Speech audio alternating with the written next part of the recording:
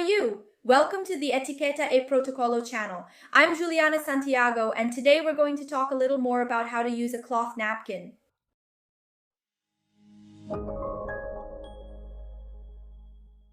The use of cloth napkins is a topic that always raises questions whenever I post videos here on the channel. I've already made some other videos about table etiquette, and I'll leave them linked below for you to watch later, so you can add to what you learn in this video about how to use a cloth napkin. But it's a topic that always raises questions. Even if you don't want to use a cloth napkin at home and prefer to use paper napkins, it's important that you know how to handle a napkin.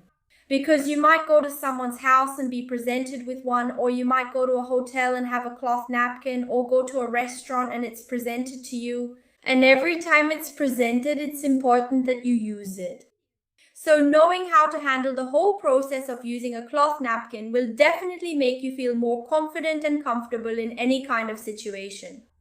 And that's it. That's what etiquette is nowadays. We tend to think that etiquette is something old, that it's a bit outdated, but it's not. Today's etiquette, modern etiquette. It teaches you to become a more confident, more secure person, showing more respect to other people. Handling things yourself in a more, self-assured way, really, using the tools of etiquette. Why? Every time you're in an environment and, right there, how to handle everything that's being presented to you, you already know it, you're already familiar with it, you can show confidence.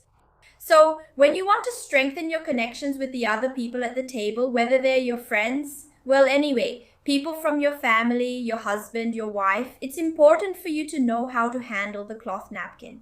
But certainly when we talk about this in a professional context, the benefit is very valuable. If you're in a work meeting and feel a bit lost about how things work, the focus, which was supposed to be the negotiation or the meeting itself, ends up taking a back seat because in a way you felt insecure about how to use that napkin. So in today's video, I'm going to explain more about how to use and handle a cloth napkin. The first point is where the cloth napkin goes, what its position is.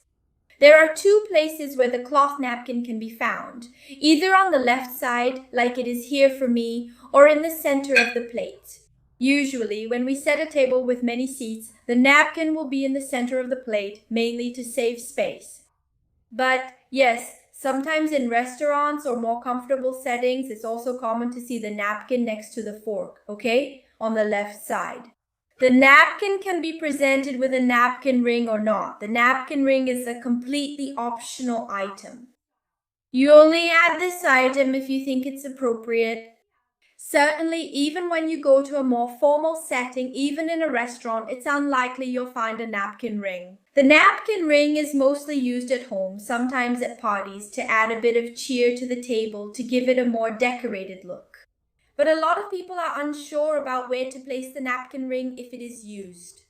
So I'm even going to bring mine back here. And here's what you'll do. You'll remove the napkin ring and place it here on the left side. This napkin ring is small, it's not big, so it doesn't take up much space, but we have some floral napkin rings, really beautiful and decorated, which I personally love. And this type of napkin ring will also be placed in the same spot.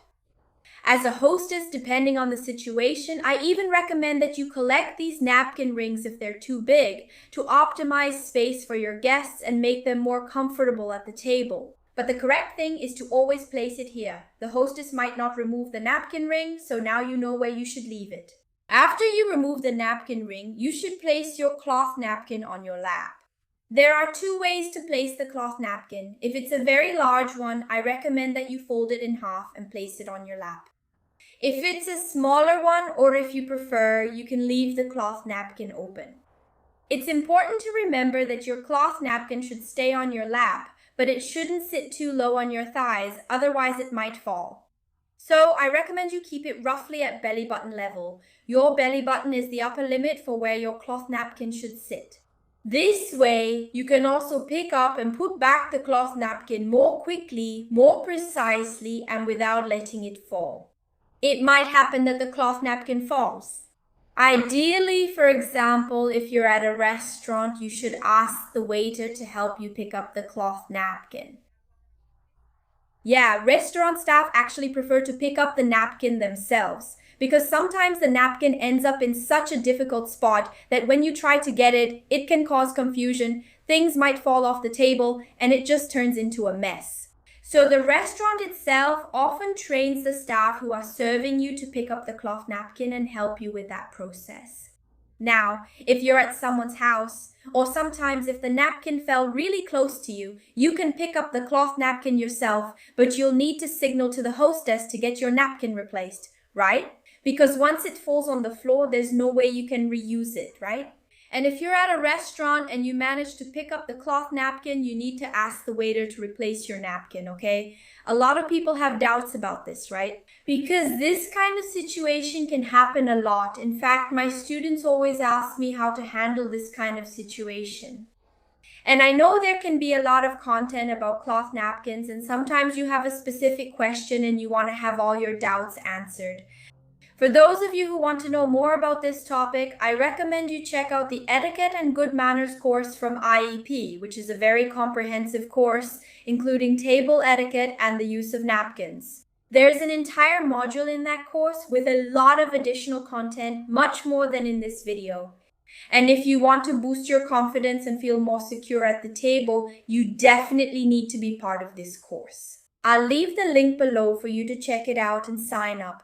I'll be very happy to see you as a student at IEP. When you need to clean your mouth, what should you do? You should use gentle dabs. You should lightly dab to clean your mouth. It's not appropriate to wipe too hard.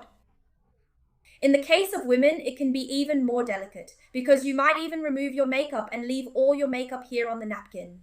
So you can gently dab really lightly using the cloth napkin. After you use it, you put it back on your lap. There's no problem at all. A question that might come up, which my students always ask me too, is about lipstick transferring onto the cloth napkin.